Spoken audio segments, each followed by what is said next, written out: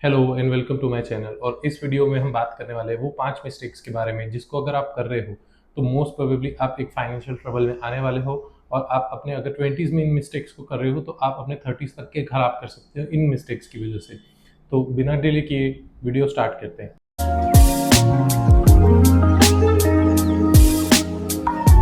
तो first financial mistake है जो मैं चाहता हूँ आप लोग बिल्कुल ना करो, वो इजी मनी के पीछे भागना। First mistake is easy money. See, जैसे हम कमाना स्टार्ट करते हैं हमारी इच्छा रहती है कि हम जो भी हमारा पैसा है उससे हम ज़्यादा से ज़्यादा पैसा हमारे पास और आए। उसके लिए हम इजी रूट्स की तरफ जाना शुरू करते हैं और हमें कई सारे लोग लालच भी देते हैं कि हमको यहाँ पे बस एक बार में पैसा डालना है एंड ओवरनाइट हम अमीर हो जाएंगे। एक बात याद रखो, पैसा कभी भी जल्दी नहीं आता है और अगर कोई पैसा जल्दी आया भी है तो उतनी ही जल्दी चले भी जाता है। तो कभी भी इजी मनी के लिए हमें नहीं जाना है। अब इजी मनी में क्या क्या आ जाता है? एनी सॉर्ट ऑफ बेटिंग और बेटिंग ऐप, चाहे वो आपको भले ही कहे कि ये फ्री है, इसमें खेलने के पैसे नहीं लग रहे। सी, आपके अटेंशन की वैल्यू बहुत ज़्यादा है।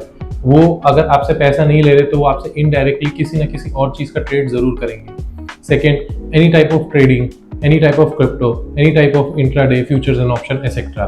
देखो, ये सारी चीज़ों में हमेशा वही अच्छा पैसा कमाता है जो या तो इसको डेवलप किया है या जो इस पर बहुत ही बढ़िया रिसर्च करके रखा है। बेटिंग एप्स तो भूल ही जाओ, तो सबसे बकवास चीज़ है। और रही बात फ्यूचर्स एंड ऑप्शंस की, तो बड़ी बड़ी कंपनियां जो रहती है वो अपने कंपनी में इन्हीं के ही एनालिस्ट को हायर करती है जो इसी चीज़ के ऊपर एनालिसिस करे और मार्केट में उस हिसाब से पैसा इन्वेस्ट करे। ये प्रूवन डाटा है कि जितने भी लोग फ्यूचर्स एंड ऑप्शंस ट्रेडिंग वगैरह में पैसा लगाते हैं उनमें से 80% लोग लॉस ही करते हैं। इससे बेटर है कि आप एक लॉन्ग टर्म की प्लानिंग करो और इन्वेस्टमेंट ऐसी करो जो आपको आज भले रिटर्न ना दे बट आने वाले टाइम पे उसके रिटर्न्स कंपाउंडिंग में जाते जाए। फाइनेंशियल मिस्टेक नंबर 2 है कि going for credit cards. See, credit card जो है वो आपके सपने को आपको बेचे जा रहे हैं। हम जैसे ही कमाने लगते हैं हमारी कई सारी एस्पिरेशंस है जिनको हम अपने पैसों से पूरा नहीं कर सकते, तो बैंक्स हमको लालच देती है इन सारी चीज़ों को फुलफिल करने के लिए कि अगर आप चाहते हो कि आप XYZ चीज़ ले लो तो आप इसे क्रेडिट कार्ड के थ्रू ले लो। अगर आपके पास अभी पैसे नहीं है तो क्या हुआ, हम आपको छोटी छोटी EMI बना के दे देंगे। आपको 1000-1500 या 2000 रुपए देने महीने के और आपका आईफोन आपका हो गया, आपका कैमरा आपका हो गया। बट आपको ये चीज़ को समझना है, ये बहुत ज़्यादा इंटरेस्ट रेट चार्ज करते हैं। जब तक कि आपको ये रियलाइज होता है, आपको पता चलता है आपने जितना पैसा लिया नहीं उससे 30 या 40 गुना ज़्यादा पैसा देने के लिए ये आपको फोर्स करेंगे। क्रेडिट कार्ड को कभी भी उन चीज़ों के लिए यूज़ करना जो आपकी नेसेसिटी ना हो, वो तो सबसे बड़ा बेवकूफ़ी है। तो क्रेडिट कार्ड्स इतने यूज़ होते क्यों हैं? देखो, क्रेडिट कार्ड्स बने हैं उन लोगों के लिए जो अपनी इन्वेस्टमेंट्स को प्लान करते हैं या अपने खर्चों को प्लान करके रखे हैं। जो भी लोग क्रेडिट कार्ड यूज़ करना चाहते हैं उनको मेरे हिसाब से ऐसे उसे यूज़ करना चाहिए कि जो चीज़ को वो अभी अफोर्ड कर सकते हैं एक बार में पैसा दे करके भी उसी चीज को वो क्रेडिट कार्ड से ले ताकि उनको कुछ रिवॉर्ड्स मिले, कुछ बेनिफिट्स मिले। अदरवाइज क्रेडिट कार्ड सिर्फ आपको इजीली अकेला फाइनेंशियल लॉस ऐसे दे सकता है जो बाकी चीजें ना दे सके। थर्ड मिस्टेक्स जो रहती है वो ये रहती है कि आप अपनी यूटिलिटी की चीजों के ऊपर में अपने एक्सेसरी वाली चीजों को पहले यूज करना। जैसे अब एक बात समझो, अगर आप ऐसी एक जॉब में हो जहां पे आपको रोज ट्रैवल करना है तो यहाँ आपके पास 2 ऑप्शन आते हैं।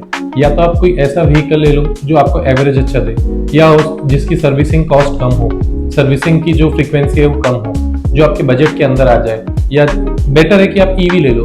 और सेकेंड तरफ है कि आपका सपना, मेरे को तो बुलेट लेनी थी या मुझे कार लेनी थी। तो आजकल क्या है कि सब लोग उस तरफ ज्यादा भाग रहे हैं क्योंकि हमें सोशल मीडिया ने यही दिखाया कि वी ओनली लिव वंस, जबकि ये सब झूठ है।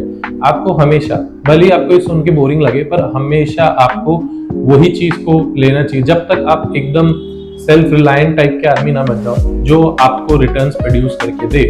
जैसे कि कोई ऐसी बाइक जिसका एवरेज बहुत अच्छा हो, या ऐसी कोई गाड़ी जिसमें सर्विसिंग बहुत कम लगती हो। आप अभी के लिए क्योंकि अपनी मनपसंद की चीज को अगर पहले चुनोगे और जो आपके काम की चीज है उसको बाद में चुनोगे तो एक टाइम आएगा आपकी मनपसंद की जो चीज है वो आपको एक नुकसान दिखने लगेगी और आप और ज्यादा डिमोटिवेटेड हो जाओगे।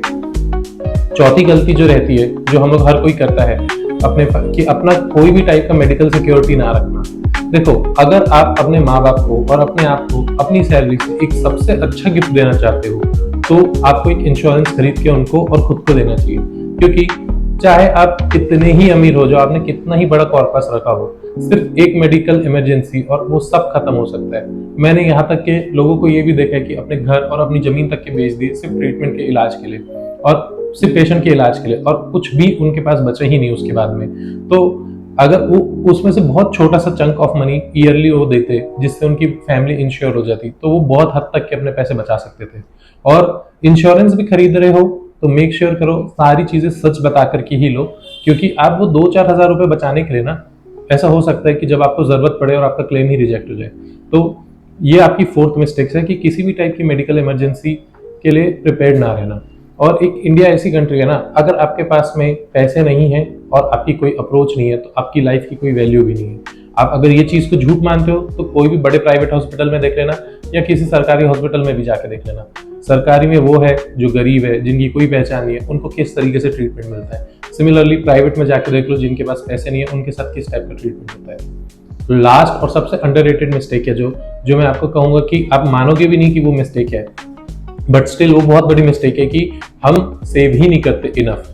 पहले हमारे जो लोग थे उन लोगों की आदत था कि चीज़ों को सेव करके रखना था, बट अभी हम लोगों को इस तरीके से ब्रेन वॉश कर दिया गया है कि आप अगर अभी अपने 20s या 30s में वो चीज़ें नहीं करोगे जो चीज़ आपको कूल बनाती है, तो फिर आपकी ज़िंदगी खत्म हो जाएगी। आप तो बुढ़े होने पे पैसे का करोगे क्या? बट ऐसा किसी को भी नहीं मालूम है। आप ये छोटे छोटे जॉयज आपको बेचे जाते हैं, एक अच्छा फ़ोन, एक अच्छी बाइक, है ना, बट वो छोटे छोटे जॉयज के पीछे आप देखो कि आप अगर उन चीज़ों को, उन फालतू चीज़ों में अगर नहीं खर्चा कर रहे रहते, अपने पैसा को सेव कर रहे रहते, तो आप अपने पैसों से और पैसा बना सकते थे through good investment, long term investments, है ना। एक बात को हमेशा याद रखो कि पैसे को पहले बचाना पड़ेगा ना, तब जाके तो पैसों को बढ़ाओगे ना। अभी अगर आप किसी भी यंगस्टर को उठा लो, है ना, उसके पास में ऐसा सीन है कि उसने इतनी ईएमआईज लेके रखी कि वो पैसा बचा ही नहीं पा रहे। अगर मैं अपने आसपास के लोगों को बोलूं जो अच्छा खासा कमा रहे कि भाई तुम महीने को 5,000 रुपए इन्वेस्ट कर दो अच्छे से म्यूचुअल फंड्स में, तो वो कहते हैं भाई उतना भी नहीं बच रहा है, जबकि वो बहुत अच्छा कमा रहे। क्यों? क्योंकि उन लोगों ने पैसे कभी बचाए ही नहीं थे। उनका इनर इंस्टिंक्ट है वो पैसे खर्च करने का है, क्योंकि वो इसी चीज पे ब्रेन वॉश्ड है ना कि हम तो हमेशा स्ट्रगल किए हैं और अब तो हमें अपनी लाइफ जीनी है। बट देखो, या तो आप छोटे जॉयज लेकर के, है ना, अपने बुढ़ापे में गरीब मर सकते हो, या तो अभी छोटे स्ट्रगल्स करके आप अपने बुढ़ापे को, इवन अपने बच्चों के फ्यूचर्स को भी बहुत अच्छे से सिक्योर कर सकते हो। चॉइस आपकी है। तो मैं होप करता हूँ कि आपको ये वीडियो अच्छी लगे। मैंने ये सारी एडवाइस अपने जो भी एक्सपीरियंस है उस पर बनाई है। होप करता हूँ कि आपको वीडियो अच्छी लगे। अगर अच्छी लगे तो प्लीज लाइक करो, उससे बहुत मोटिवेशन मिलता है। Watch out for that plastic swipe, that credit card debt ain't nice. Those EMI loans and betting slips can really